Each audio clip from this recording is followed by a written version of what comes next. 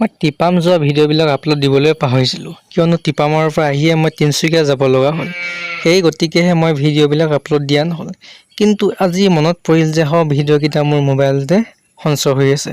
ভাবিলোঁ ভিডিঅ'কেইটা ডিলিট কৰাৰ আগতে ছ'চিয়েল মিডিয়াতে প'ষ্ট কৰি দিওঁ।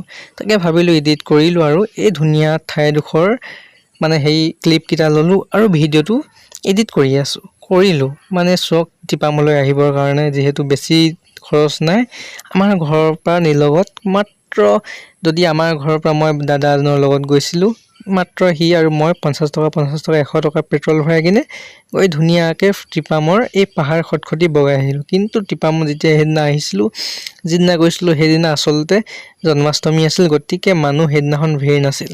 আৰু সেই দিনটোত আমি ছুটি আছিলোঁ আৰু দাদাও ছুটি আছিলে, গতিকে আমি দুইজনে মিলি কিনে গৈছিলোঁ। কিন্তু এই গৈ থাকোঁতে আমি ইমান ভাল লাগিল, কিছুমান মানুহ আছিল বাৰু নথকা নহয়, কিন্তু খুব কম সংখ্যক মানুহ আছিল।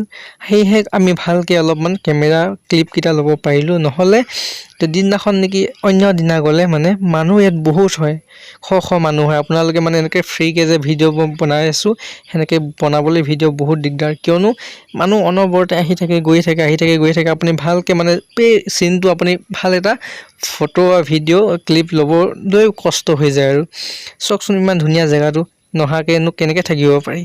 সেই গতিকে আহি যোৱা হ'ল আৰু